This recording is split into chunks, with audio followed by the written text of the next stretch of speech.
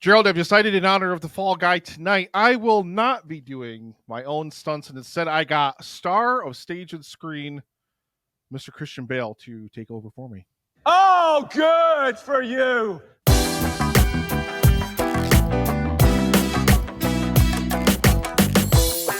Ladies and gentlemen, welcome back. It's another episode of Two Peas on a Podcast, where we review the latest and sometimes greatest movies every week.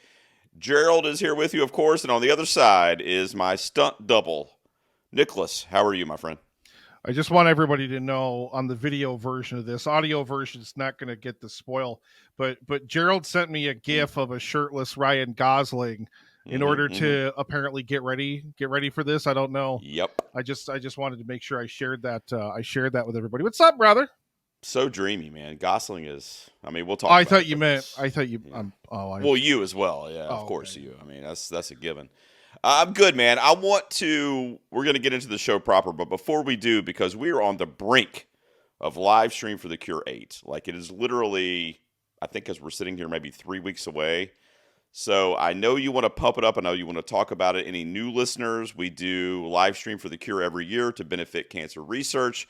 Nick, tell them about it. Tell them the dates. Let them know how it's all going to go down this year, man, before we get into the show here. Yeah, go to livestreamforthecure.com. Check out all the links. You can make early donations now. You can pick up merch now.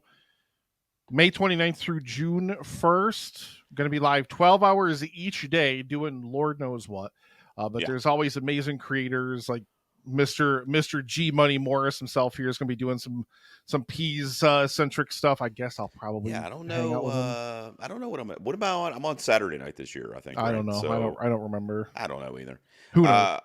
I think I am, but I got to come up with a good top 5, and I might incorporate Logan somehow, my son, because he's really been wanted to be a part of it the last few years, and we haven't really been able to do anything appropriate for him. That'd be dope. So. That'd be dope.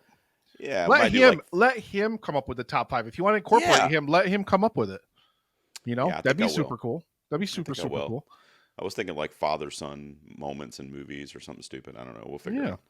Yeah, but I'm looking forward to it, man. That'd be super cool. But yeah, 100% of proceeds go to the Cancer Research Institute, immunotherapy research, training your body's immune system to fight against all forms of cancer. This is the 8th year that I've been doing live stream. This is G Money's. I don't know how long ago you jumped on board.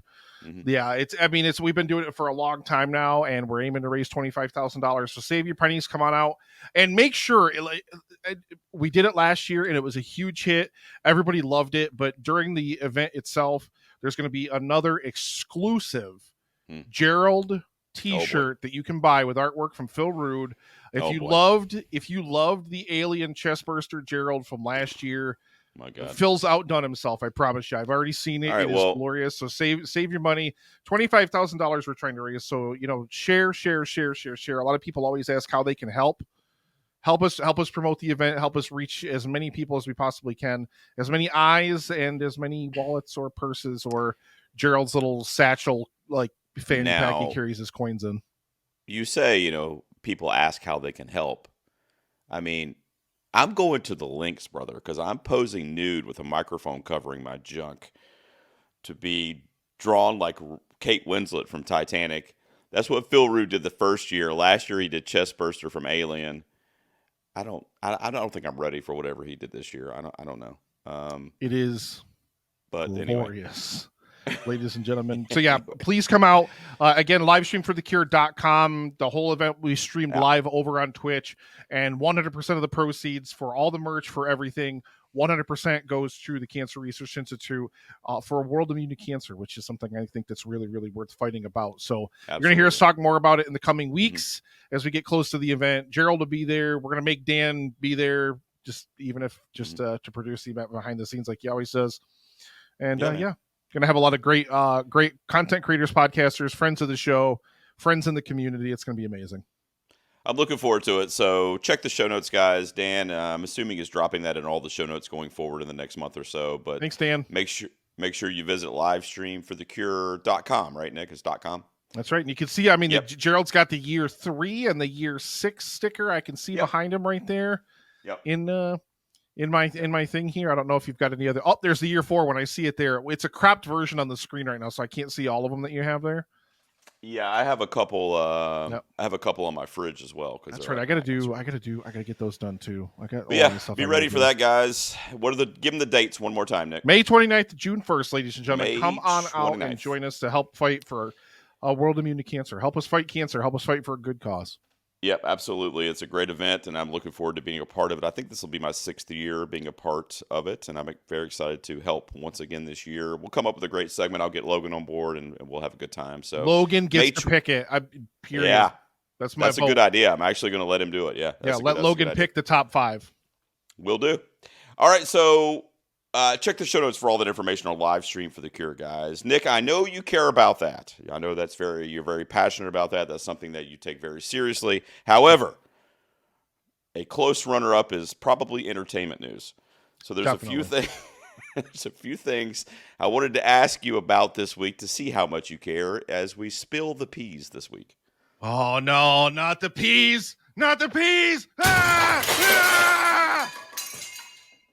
All right, well, I still don't know if I don't know if I ever sent that to Dan. I really should. I don't know if he wants the clean version or not.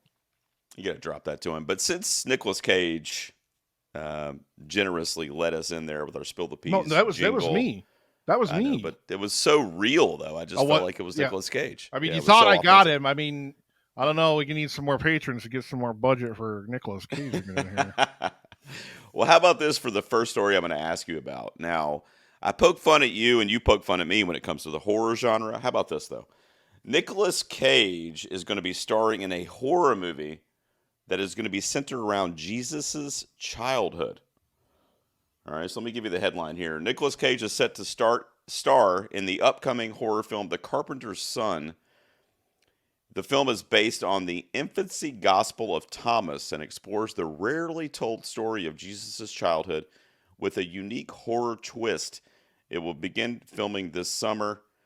The announcement has generated significant buzz, and there's users are expressing a mix of excitement and curiosity around this unconventional take on the biblical figure's early years. Now, that sounds like an AI blurb that you just read, whatever that was. It may have been. I don't know. First of all, do you care?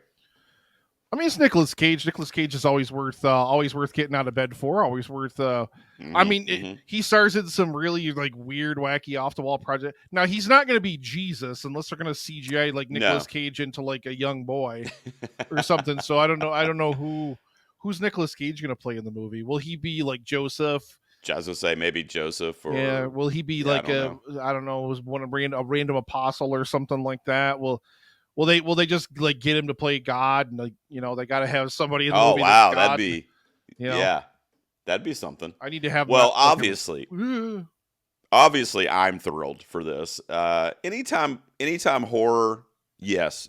Nicolas Cage in horror, yes. But then you're also doing this, like it said, this rarely told version of Jesus' story. I don't know, as a horror movie, I mean, it's obviously people are going to say it's sacrilegious, and I can see the picket signs outside the theaters now, but I'll be seated for it, brother. I'm excited for anything Nicolas Cage does, especially in the realm of horror. Nick, I break your balls because you, for some reason, love Man of Steel, Batman v Superman. 10 out of 10, 8 out of 10. Wow. Zack Snyder's Justice League, another 10 out of 10. Yeah, go ahead. Throw 10 out of 100, is that what you said? You said 10 out of 100? That's pretty close. Did not do that. David Corenswet is the new Superman, which, of course, was announced a few months ago. And the first image was released, actually today as we're recording, of him in the Superman costume, which is a new version of that suit. I just want to ask you, this is obviously for audio audience, they won't know. For the video audience, I'll throw up an image of it. But what do you think of the image that came out today? I mean, Superman's my favorite superhero, so I care a lot. I'll always care when it comes to Superman, no matter what it is. This image looks dope as hell. Corenswet definitely looks the part. Now, I am not a gun fan at all. I hated the Guardians of the Galaxy movies. Well, I didn't ever see the third one, but I mean, it's probably more of the same trash the first two were. So, I'm not a gun fan at all. So I really, really am very hesitant to, thinking about, him behind the helm. But in terms of, casting the right dude with the right look, looks absolutely phenomenal. Absolutely looks the part. And I mean, I'm just more curious about whatever that crazy like energy explosion thing going on behind him is. He You know? seems chill, Yeah. whatever it is. He doesn't He's like- seem too He's rattled like, by oh it. god, I gotta go. Something's blowing up Metropolis again. I better get the boots on. All right. Let me put my shoes on. Yeah, Jesus, like, I gotta just get got the boots home, on. guys. He definitely looks the part. I mean, they nailed it when it comes to the casting here. He got Really, jacked re- too. He got Yeah. jacked, man. Yeah, I saw some images of him like in the gym or whatever. Not Yep. this one, but I mean him working out for the role and stuff. I mean, the dude is jacked to the tilt.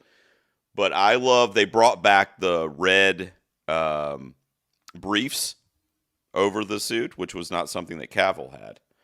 So I'm excited about that because that kind of harkens back to the Christopher Reeve days with the red undies on top of the thing. People don't do that. Most pointlessly stupid argument literally ever. No, I all about it. absolutely I'm hate it. team- It's so No, stupid. I'm team Who red cares? undies. It does I'm not team matter. red undies. You know what makes him Superman? The way he acts and the S shield on his chest and the cape.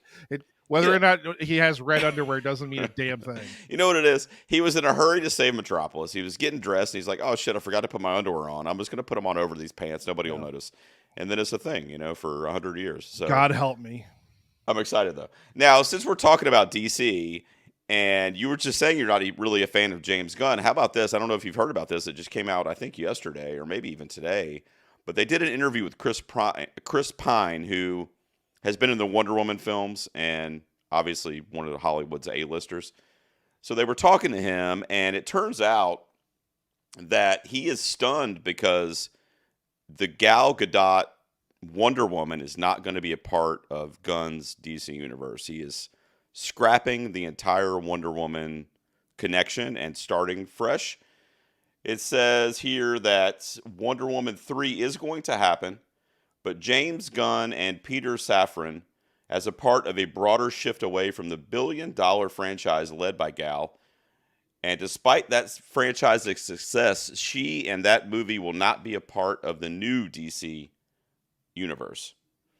What do you think? I mean, is this a clean break? Is that the right thing to do? I mean, because these movies were extremely successful for DC, especially when looking at some of the other properties over the last 5 or 10 years.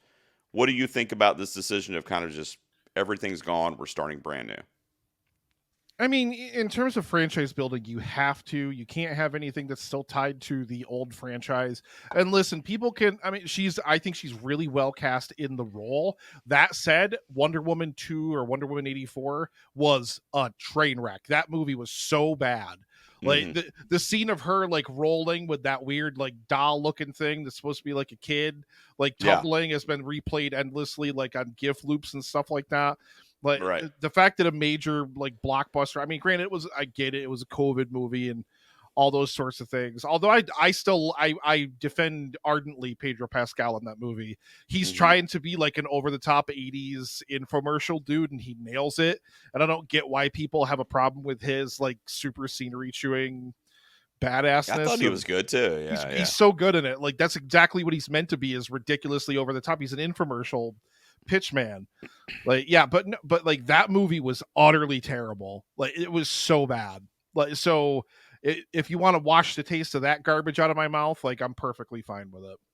I think people are up in arms because of the success of those films and the women empowerment and Gal's kind of impact in the DC and in comic book movies overall in the last like 10 years.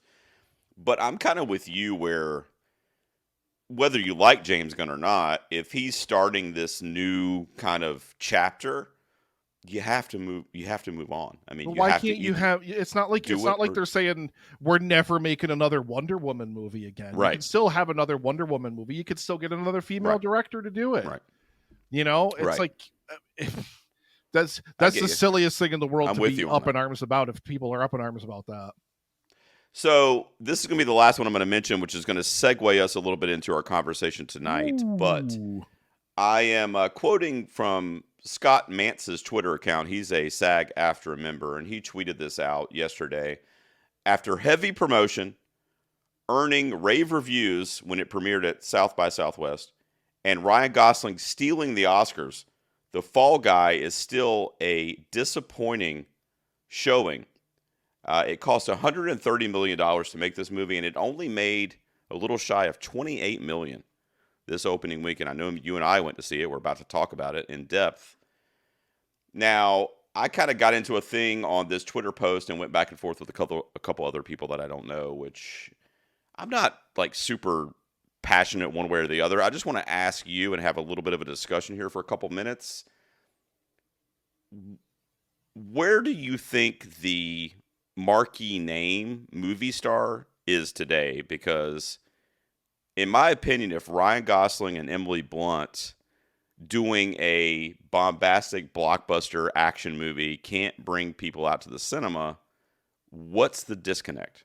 Like, in your opinion, why didn't this perform a little bit better? I mean, we're going to talk a lot more about it when we get into the actual movie itself, but this movie was terribly marketed. Absolutely terrible. The trailers for this movie, like, I don't want to really get into our thoughts about the movie until we get into the movie itself, but I agree. But the trailers for this movie did not at all prepare me for what this movie is. And I think that's an extraordinary disservice to what this movie ends up being. And it really, I mean, Gosling's charm and everything like that aside, it really looks like a very, very generic action comedy. Mm-hmm. And the trailers for this movie are not good. Like, I'm sorry, but they're not good.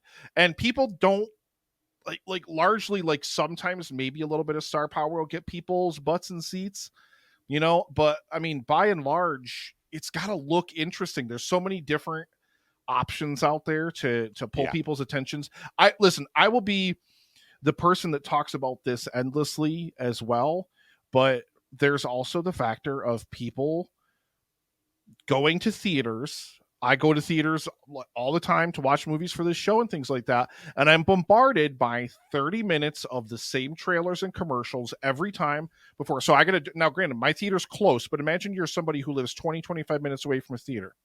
You got to drive all the way to the theater. You got to stand in line in order to get snacks or a drink or whatever you want. Then you got to sit down in the theater.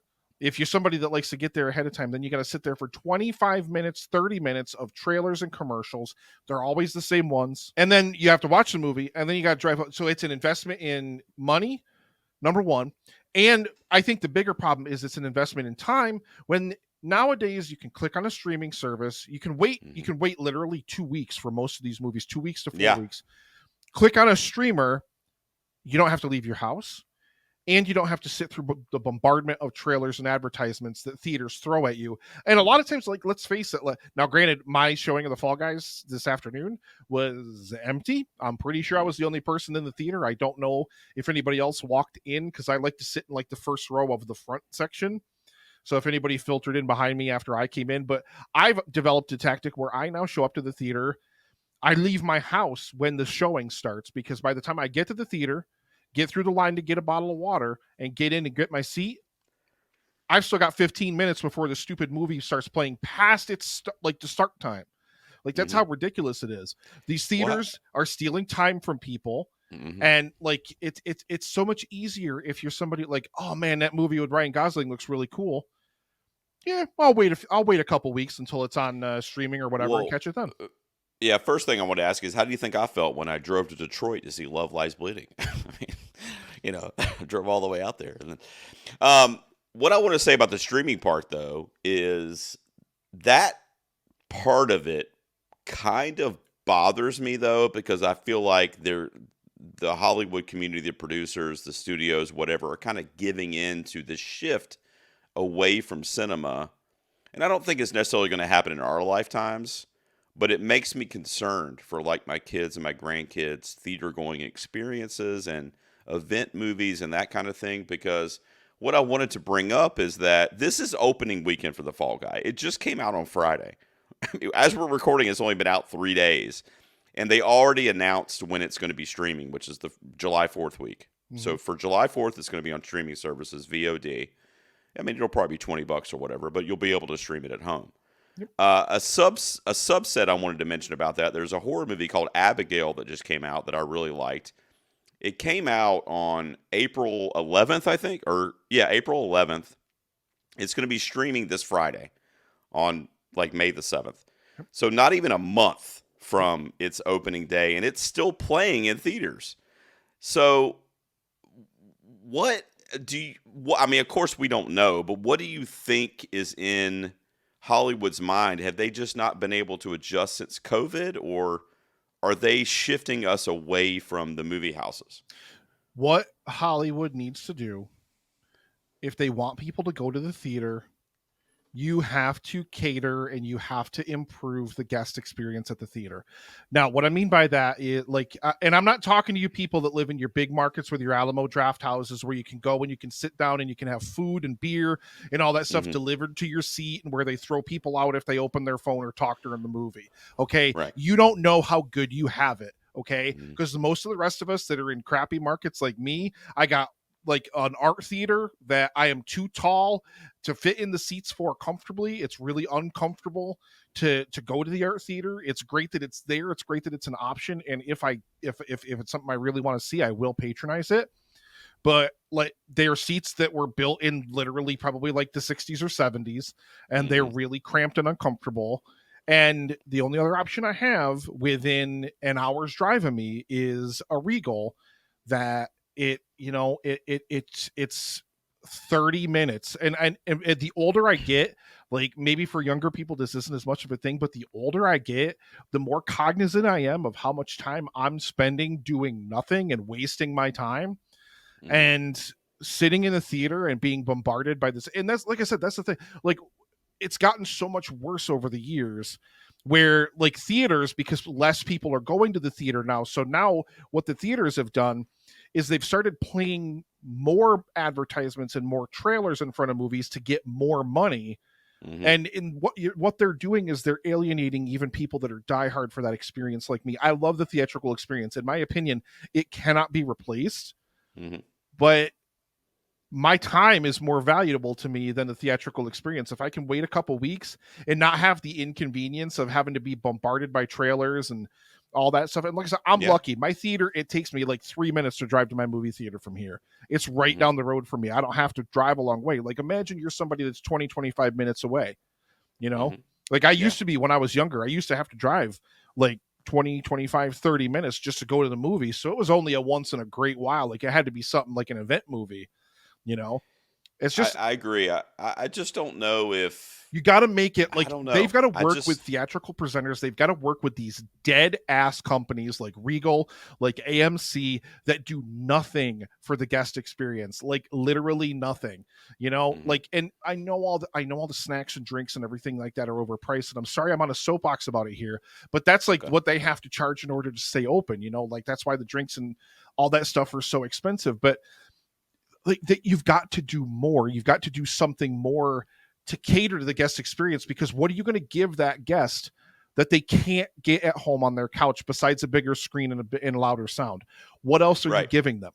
That's the Right. thing. And if you rewind even 5 years ago, Mm-hmm.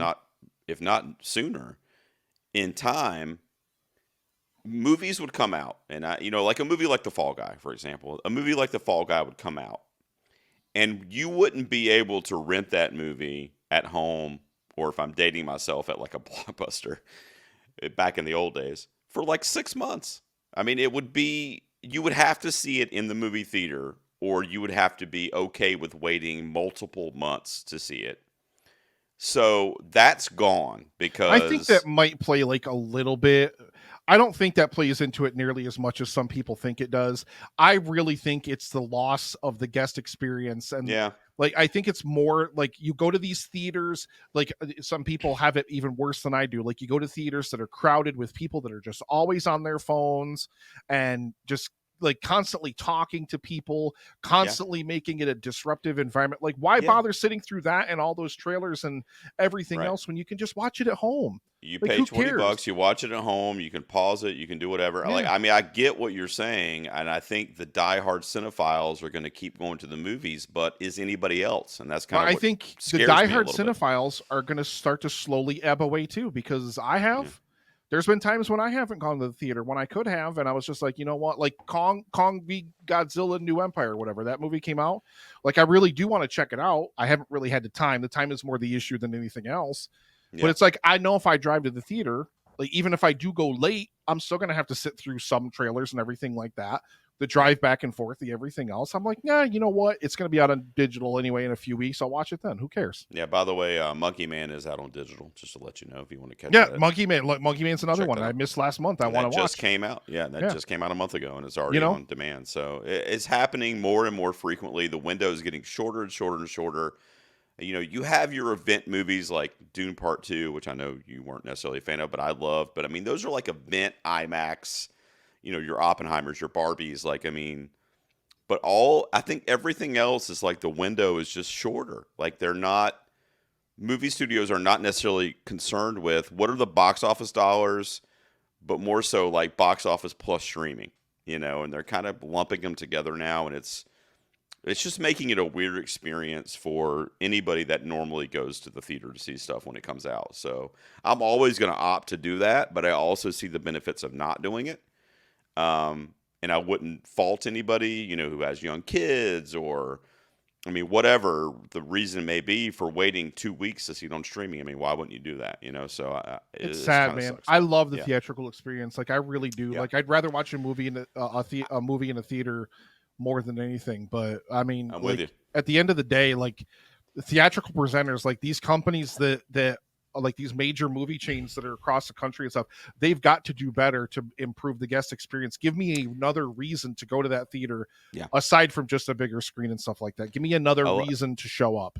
Yeah, a lot of things, it just got thrown into a whirlwind with COVID, and everything's changed. I mean, it's just different, and you know, movie going is another thing that can be lumped into that category. So, I do think it's a shame, and I hope people will opt to go to the movies, but kind of like you said, they need to have a reason to do so, especially if they're not a diehard like you and I. And studios need to market their movies better. We're going to talk more about this when we talk about The Fall Guy, but this movie, the trailer was garbage. It was so bad. I only went to see this because we are doing it on the show. Like, we'll get there. We'll get there. But before we do, Nick, we like to start out every review by seeing what the fans had to ask us in relation to the movie in some way, and what we call one big question. You gotta ask yourself a question. I have a lot of questions. Number one, how dare you? How about this? Kayla McCoy, patron of the show, and she's actually such a dear, dear patron and friend of mine that I actually take her to screenings. She's going with me tomorrow night to see Kingdom of the Planet of the Apes early. So, hey, you know what? You can be a patron of the Peas and go see movies with me. I don't know if that's a perk, but Kayla gets to benefit from that. Like half of our patrons just unsubscribed. I just heard the clicks They're from like, here. I have to see Gerald in person. Unsub. All right. She says, Nick, I'm going to throw this over to you first. She says, what is a Tom Cruise level stunt that you would be willing to try for a movie? A stunt? Yeah. What kind of stunt? Oh, Anything. you're up for anything. A stunt like all. She says a Tom Cruise level, so you know he's driving off of cliffs and fucking jumping off a train. I mean, you know, the guy's a psycho. Hell yeah! You do all that shit. Listen, like stunts, especially like a movie stunt. Like, not now in real life, would I jump out of a plane and like skydive or like bungee jump or any of that kind of stuff? No, but in like a movie stunt sense that are very, very controlled and like they test things a million different times in terms of like their safety and stuff. Like, Tom Cruise is never in any real. I mean, granted, they look cool. Like, the stunts are badass and they're amazing. Don't get me wrong. Like, did he break his leg jumping off of buildings or something like that? He did that. He probably did. He might have. Yeah. And there's a little bit of risk that's involved if you're going to take that kind of thing on. But hell yeah, anything. A movie stunt. Yeah, I want to answer her question. And I think it was Dead Reckoning that had this scene in it, and actually in The Fall Guy too, in a different, not as grand of a scale. But I want to like hang from a helicopter, like the bars on the bottom of the helicopter, and like fucking fall off, you know, like I'm falling to my death or whatever, and then I just land on a giant beanbag, you know. I kind of want to do something like that, I think. But aside from that, I'm good. I'm not trying to jump off of trains and all that. Hell yeah, I'll do like a movie stunt, like in that controlled, like, I mean, granted, there's variables and stuff like that. There's always a risk factor involved, but in that kind of environment where like they have so many safety specialists and so many experts that are constantly like all these different variables that they're trying to control and all these different safety measures that they're implementing. Hell yeah, dude. Hell yeah, sign me up. I'd do anything. Yeah. All right. Wow. I didn't expect you to say that. Okay. Yeah. Well, I'm proud of you, man. That's good stuff. Did you come up with any questions over there in Discord, or? I'm going to give you this one from from our good friend Jason, Nerdivert said, Gerald, this one's for you. This is just for you. Mm-hmm. What would you have cut from this to get it down to a tight 90 minutes? Oh God, from the Fall Guy. Yeah.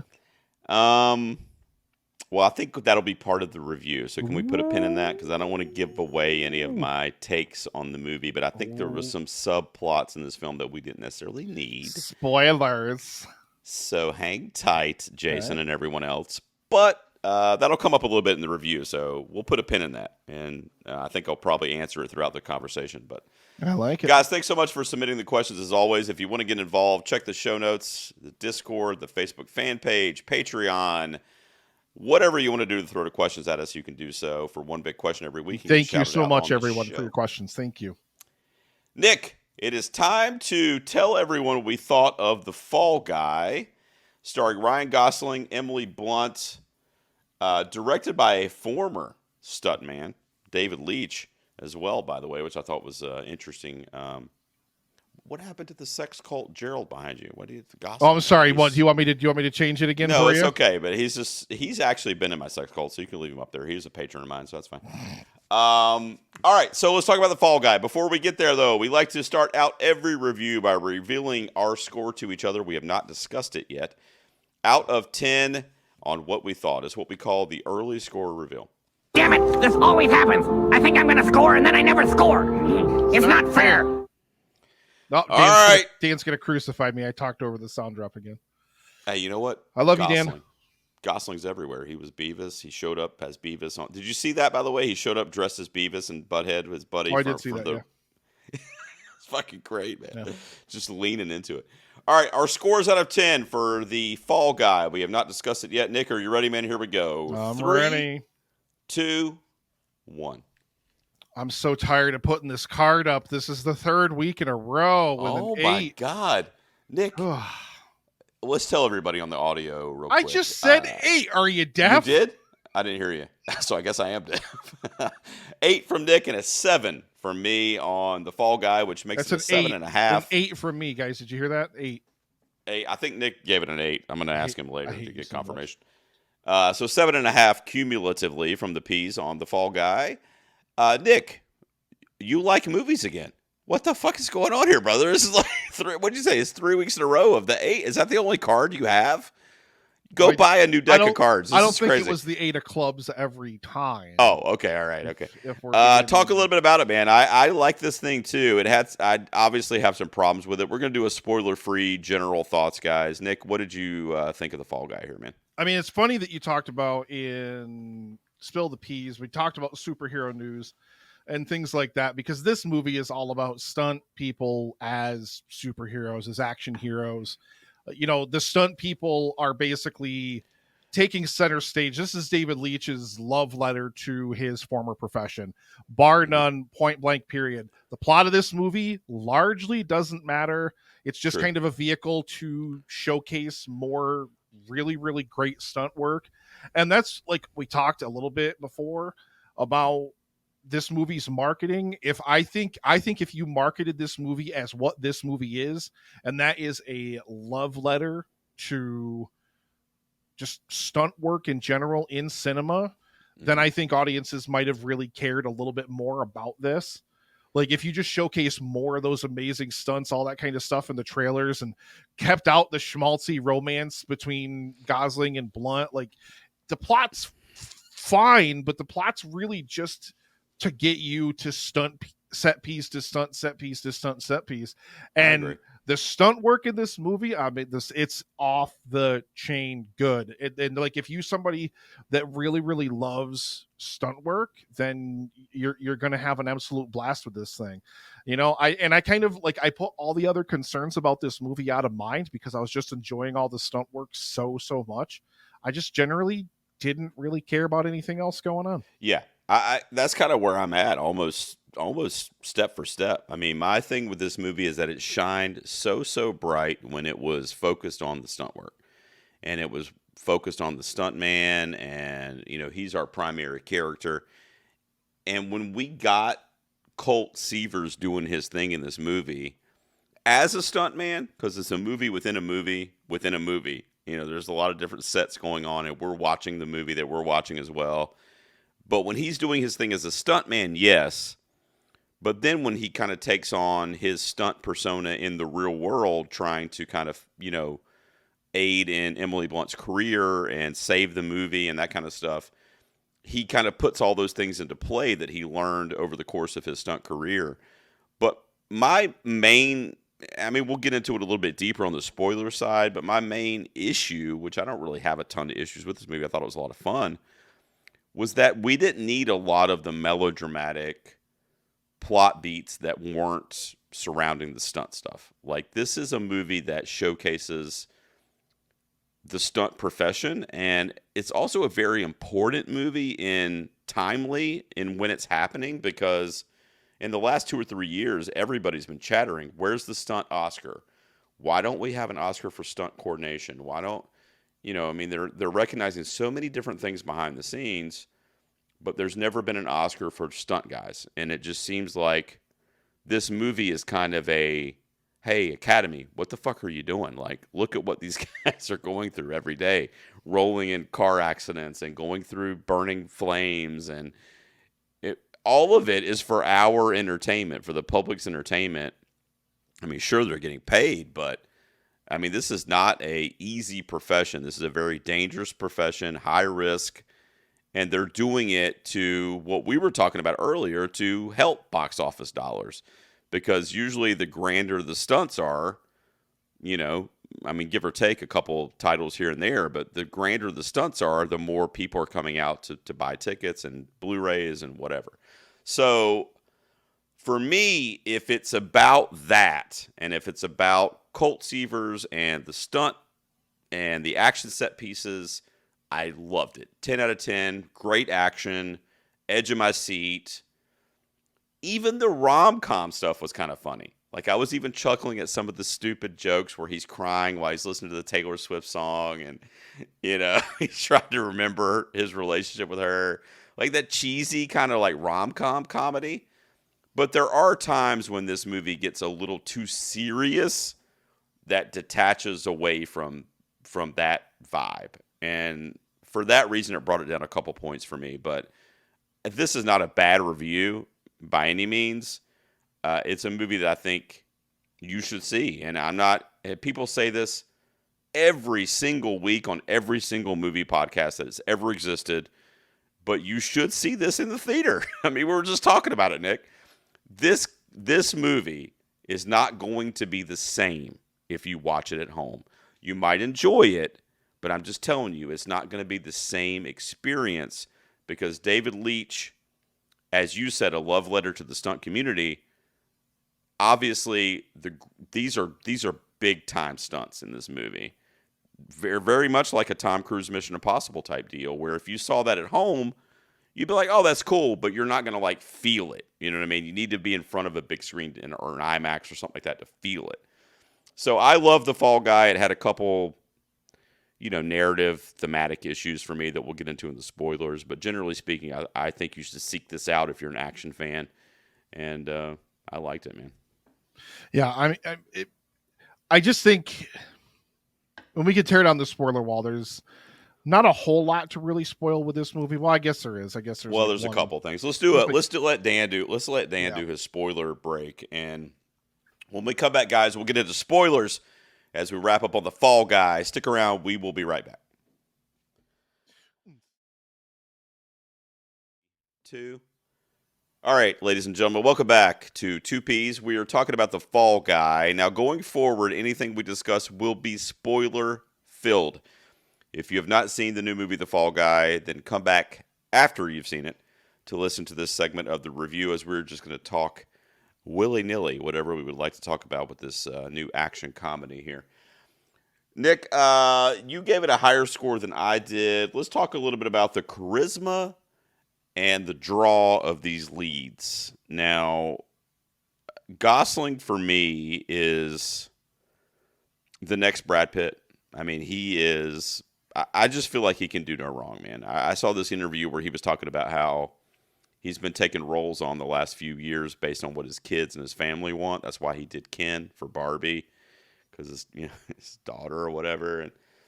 he's just not the kind of guy that's seeking a paycheck, or he's just kind of like himself, and he's just a cool dude. And Brad Pitt's one of my favorite actors of all time, and I think they're very similar in that way. Did that? This was a very Gosling heavy film. Like, I thought his character.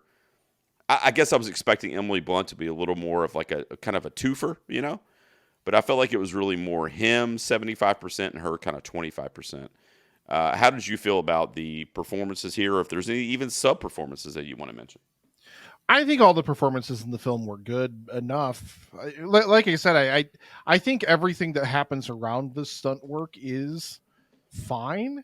It's just a serviceable, plot of they got to try to find out what the hell happened to Tom Ryder. Aaron Taylor Johnson's great in this movie too. Love him He's so much. hilarious, man. He's so good. I love him. Yeah. And like, I've just really, really enjoyed all the performances and stuff, but none of that's why you're in the theater to buy a ticket for this. None of that's why you're in the theater watching this. And like I said, that's why the marketing is really a betrayal of this, because what was forward? Yeah, talk a little bit about that. Yeah. What was forward the most in the marketing? It was like the love story, the little love story between the two of them. Mm-hmm. Just tell me this is a love letter to stunt work. You're going to get more people out to the cinema to see it. I guarantee it. It's really, really, really incredibly well done. And we're just in lockstep this week. Everything that happens in between the stunt action set pieces is just, it's just filler. You're just waiting to get to the next one. I love that they threw so many different great kind of action movie set pieces that you used to see in here. There's a boat jumping over like an exploding pier. There's a giant vehicle jump scene. There's all these different amazing fight scenes happening in the movie. There's just so many great different moments. And does Gosling have literally the charisma of 50,000 men? Yeah, he's great. Sure. Emily Blunt is endlessly charming. They're really, really, they're great. They're fine, but I find the whole setup in the film, like, it kind of got off on the wrong foot with me, because it has him narrating different aspects of his life and like filling you in on backstory, just like quick throwing stuff in there that it doesn't really need to, which is really, really annoying to me. And like this idea that they would have gone their separate ways, like he would have like changed his number and everything like that, like this whole contrivance that he would have, I'm reflecting some of the real world onto this, Gerald. John Krasinski's the luckiest man in the world, we already know. Without a doubt. But like, who in their right mind is going to have Emily Blunt as your plus one, or Jodie Moreno in this case, her character in the movie, being who she is, and you're going to change your number and ignore her and pretend like she... No. I find that so difficult to buy. I mean, granted, he's Ryan Gosling and he is like literally chiseled from marble and has endless amounts of charisma and everything. So I mean, I get it, but it's almost just not believable that anyone would treat Emily Blunt that way. I don't know. Like, I found that so hard to get into. I agree with you, and also I agree with you, and also a knock I kind of give the movie overall too is like her kind of lack of involvement in the story. Like, I don't know, and you mentioned the marketing and the trailers. Yeah, that surprised me. Like, I love Gosling, so that's okay. I mean, I don't care that he's front and center, but I don't know. She was just kind of a side character, really, and she kind of disappeared for a little bit of time in the movie, and then they kind of come back together when he goes to Australia, and things kind of get turned up a little bit, but. Another thing for me, aside from that, I love Stephanie Hsu. I have a gigantic crush on her. I love her. She was in Everything Everywhere All at Once that won the Oscar for Best Picture a couple years ago, and she shows up here like barely at all. I knew she was in it, so I was really excited to see her, but she was only in a couple scenes. Yeah. But, so, I mean, in other words, they were underused, in my opinion, those two characters, those two female leads there. But another thing that kind of disconnected me a little bit and maybe lost a point for me was because I was okay in between the stunt and the action with the comedic stuff. Like I mentioned the Taylor Swift scene, which any movie that has Taylor Swift licensed, you're in. I'm good with you. Didn't get a 10 out of you from that. Yeah, I know. It was great. And then there's that one scene where, he's talking about how, he's asking her if she wants to make out, and she's like, no. And he's like, I don't want to make out either. It's fine. I was just kidding, But that's his charm kind of coming out there. The karaoke scene was great when Emily Blunt was performing that karaoke song, and they had the montage of him in the street kind of doing the stunt pieces while she was doing the karaoke, and he was trying to get to her, but he couldn't because, that was good shit back and forth there. Against All Odds, I think it was, by Phil Collins. So I love that kind of stuff, but then there's these scenes where it gets really serious, and Colt Seavers is like, spilling his guts out, and I just couldn't connect to that stuff. Like, there's one scene where he's talking to her on the phone, and he's like, all the stunts I've done in my life, nothing has hurt me as much as not being able to say goodnight to you and hold you. I mean, just shit like that. I'm like, what? Like, we're turning into this, like, romance all of a sudden on an Italian countryside? I don't know. It just felt weird. It leans so hard into the melodrama when it does those melodramatic bits. And it's not like at that point in the movie too, like they do a phone call earlier in the movie where it's this really cool like setup of this gimmick of a split screen where she's talking about whether or not she should use it in her movie, and they purposely do them split screen, like doing some of the same actions. They're mirrored, right, and different things like that. Like that was really, really clever. Cool. But yeah, you're right. There's a lot of different elements of this movie where when they had to ratchet up to melodrama, they really, really cranked that lever as hard as they possibly could. I was just kind of like, it's just too cheesy for me. Especially at certain points in the movie, the stunt work is so good and the action set pieces are so good. By that point, by a certain point in this movie, like we get through the awkward, like kind of bumpy, stumbly, weird plot setup. Like I didn't really like it. I didn't really care. Like it kind of didn't start off on the right foot for me, so I had to kind of win me over, but eventually it did with Gosling's charm and all the stunt work and stuff like that. But by the time you reach a certain point, you already know what you're in this theater to see. It doesn't really matter what else is going on. You're just witnessing. Like I really loved the scene where she first finds out he's in Australia and he has to do this stunt where he's lit on fire and then blows up and gets thrown into like this rock, and she keeps redoing it over and over. But like meanwhile they're having this really ridiculously awkward like megaphone conversation back and forth about the plot of this script, which is essentially their plot, like as people and like all that stuff. It was so it didn't feel organic. It felt too forced. It felt too much like the film was trying too hard to be on the nose. Like it was kind of trying to be tongue in cheek to set up these comedic scenes of like, let's go again with this stunt piece and see him get his butt whipped by getting set on fire and thrown into this rock and stuff. Like those bits were great, but the setup for it was just, we didn't need the back and forth with the megaphone, like the awkwardness and the ridiculousness of that whole thing. I agree. Like, and why is Metal Storm, which first of all is the dumbest name for a movie ever, absolutely stupidest name for a movie. It was ever. Like a Mad Max kind of sci-fi, yeah. Well, yeah, it was like Mad Max fused with like some like Independence Day, like some weird, silly like alien invasion movie, but also. Yeah, it's super dumbest name for a movie ever, unless you're going to give it like a bitchin' metal soundtrack or something like that. But I mean, I don't like the plot of that in this movie. I don't like the melodrama of the love story in this movie. I surely wouldn't like it like even more. Like that's the main crux of like the third act of Metal Storm, is whether these two characters are going to get together and save the galaxy or save the planet or whatever. And like, I'm just like, this sounds like the shittiest sci-fi movie of all time. Right. I don't want to go. Yeah. I wouldn't want to go see this garbage, even though I loved the trailer that they did at the end of it. Yeah, dude, we'll get into that here in a second. Because I love the trailer that they did at the end. There were a couple cool cameos towards the end of the film. Hannah Waddingham is our kind of main baddie that's revealed. She's gained popularity in the last few years from Ted Lasso on that TV show, but as Gale, the producer of the film in this movie. Slimy producer.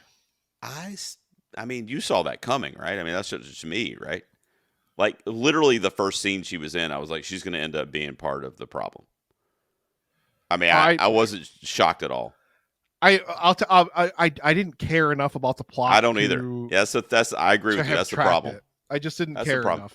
I knew she was going to be, part of one of the bad guys. I didn't see the thing coming with Aaron Taylor Johnson and the deep fake and all that stuff.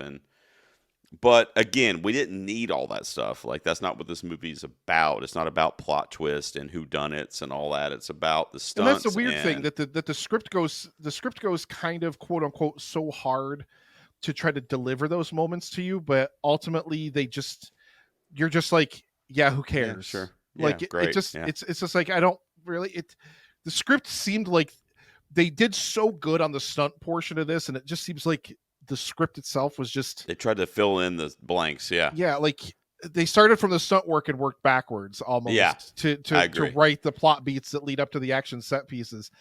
Also, I don't even know, like, I simplify it, guys. Like, it didn't need to be that silly and ridiculous. Yeah, you can just have a dumb action movie with 2 A-list stars in it. Like, you don't need these weird melodramatic plot twists. It can be this like the silliest thing. Like, you didn't need the whole him, like, what was the thing of Tom Ryder, that's Alan Taylor Johnson's character, like, being the one that was responsible for Colt's fall at the beginning of the movie, like getting hurt. Yeah, that was a plot twist that we didn't need. So pointless, so needless, and I'm just like, we didn't need any of that opening. Like, it could have started. We already don't like Aaron Taylor Johnson's character. We already think he's a pretentious douchebag, kind of like the movie star, whatever. So we already don't like him. So why are you throwing that? It doesn't matter. Like, it could have just been an accident that he almost broke his back or whatever. Like, we don't need some kind of weird. But what was the thing with the stunt double that replaced Colt was dead in the bathtub? Because, he's the one that died in the video or whatever. We don't find that out till later. But anyway, he's dead in the bathtub and on ice. And you're talking about contrivances. Ryan Gosling rushes out of that hotel room to get somebody to tell them there's a dead body in the thing. He calls 911. He gets the hotel security. So what, maybe 5 or 10 minutes have passed and he goes back to the room and it's completely, all the ice is gone and the body's gone? It's literally like 5 minutes. It's literally like, 5 minutes, yeah. So at first glance, I was like, oh, well, he was hallucinating because of the unicorn and all that shit. So I'm like, oh, well, it wasn't really there. And then that was funny because he was on drugs and there was just this random unicorn in most of the shots. Just, it wasn't doing anything. It was just literally standing there, which was that was hilarious. Funny. And there's also a kind of thing like that I wanted to bring up too, where there is a little bit of a tonal inconsistency at different parts of the movie. Yeah. You've mentioned it too, with how it leans too hard into the melodrama and stuff too. But yeah, like when you have him on drugs and then like you have that whole fight scene in the club with the drug dealer where he's wearing like this whole neon suit and like doing all these stunts, but then there's all these like, think of like Scott Pilgrim-esque kind of like effects going off, like fireworks when he's landing punches and all these kind of different things. It's like really cool. It's like, oh man, if the whole movie is this, it's like it would be even cooler. Like, I really loved that, but then that was the only scene they really leaned into that really hard on, and then it kind of went away. I think this would be a hard movie to not enjoy, like on some level, especially seeing it on the big screen. But there are problems that you're going to be able to pick out from it, and that's kind of what we're doing. But I mean, at the end of the day, this is a fun ride. I mean, this is a good time. It like is carried heavily. I mean, heavily, like 80-85% for me from an enjoyment perspective from the action and the stunt work. And I think David Leitch's involvement, being a stunt man, and the lack of kind of like stunt appreciation in the Hollywood community, especially, it's been amplified in the last few years. This is the reason why this movie exists, and I hope at the very least that it's kind of a slap in the face to the people on the top floor that are watching this kind of stuff. Like, why are we not recognizing these guys that are setting themselves on fire and jumping out of buildings? And I mean, it just seems crazy to me. I'm not saying that, stunt work is necessarily more important than like costume design or production design. I mean, they're all equally important in the enjoyment and creation of the film. But why are we leaving one of them out? It just seems really, really strange to me. I feel like this is a pivotal piece in any movie that features any kind of action set piece in any way. And I hope that The Fall Guy, even though some people are kind of mid on it, does kind of highlight that, and we kind of get to a place where we can start to recognize these people that are doing these kinds of things. What did you think of, before we wrap up, I don't want to forget to mention or ask you about the cameos. You kind of touched on one of them in Metal Storm. The trailer for Metal Storm at the end with Jason Momoa is like, So it's like him, because he's just leaning into it and being Jason Momoa. So and good. That was great. Even though, like I said, the plot of Metal Storm, the movie, is like dumb as hell. It's like, oh my god. So Jason Momoa, they recast it because what's Aaron Taylor Johnson's character's name? Tom Ryder. So he, blows up essentially. So he's dead. It was so funny.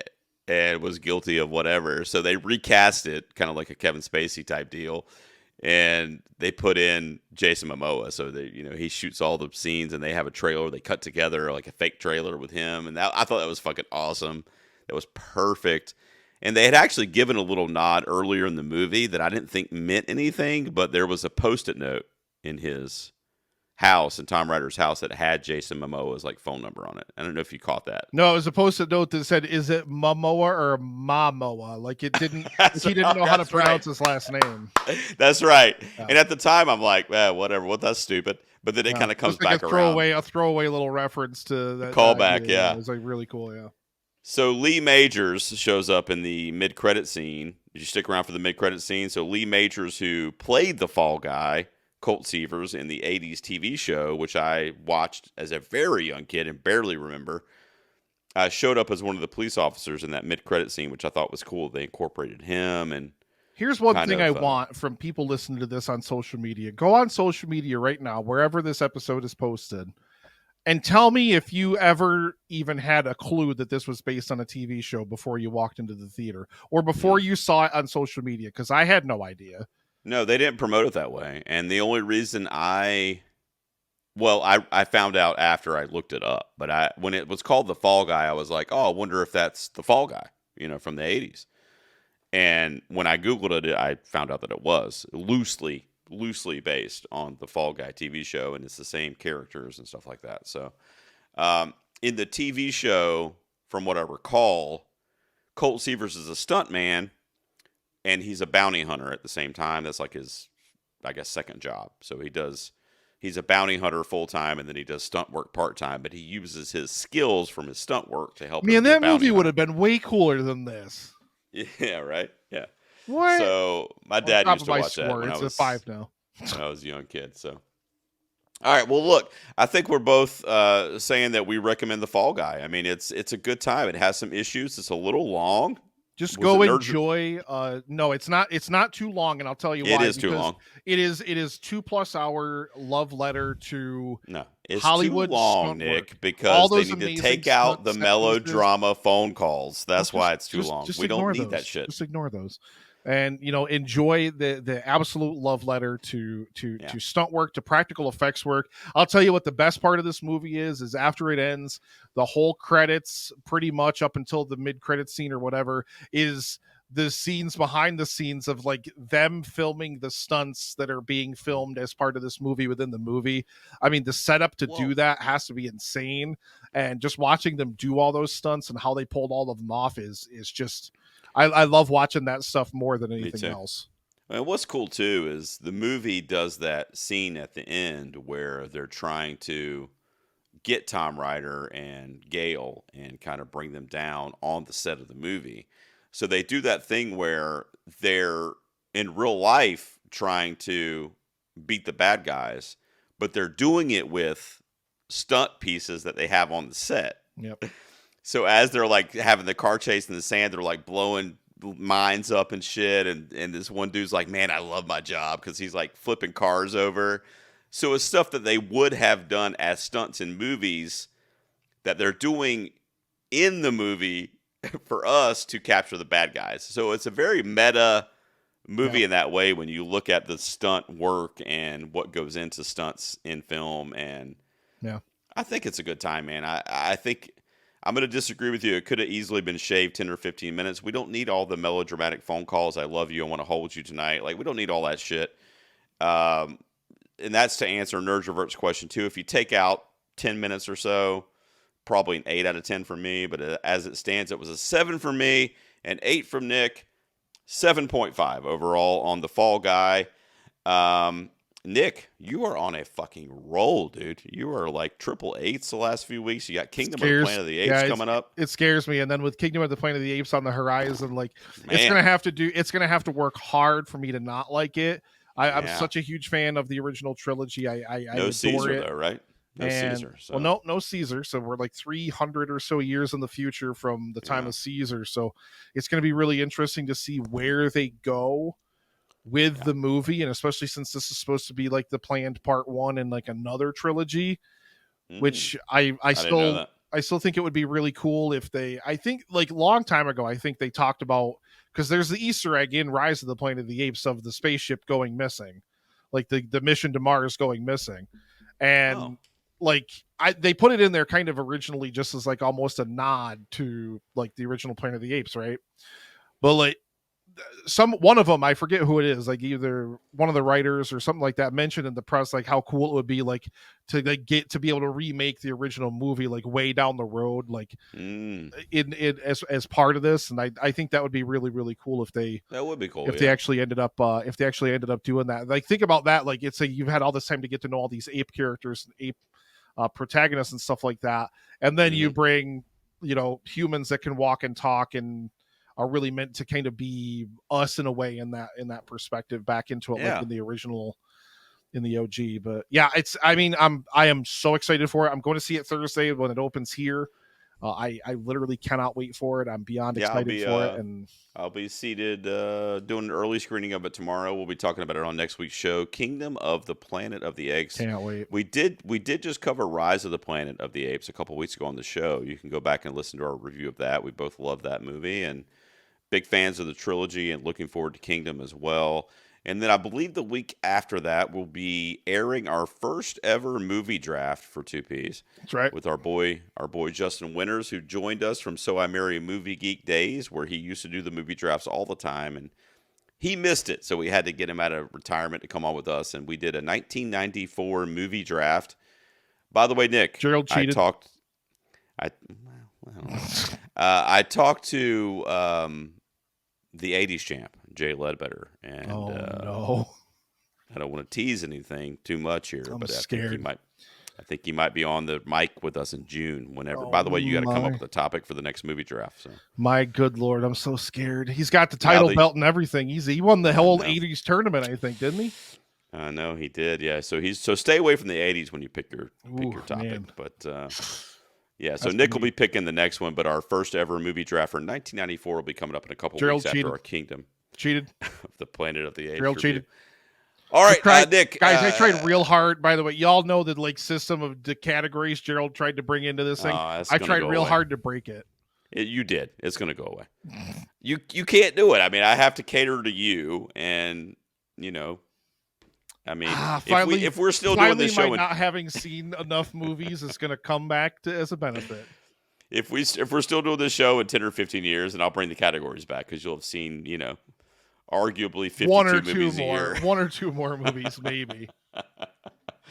All right, Nick, have a good one, man. And don't forget, guys, check the show notes for Livestream for the Cure. It's coming. We will be talking about it every week on this show leading up to the event, but it's May 29th. Make sure you guys are a part of it, and we hope you can tune in for that and donate if you can. But we'll be happy to have you share the event and be a part of it.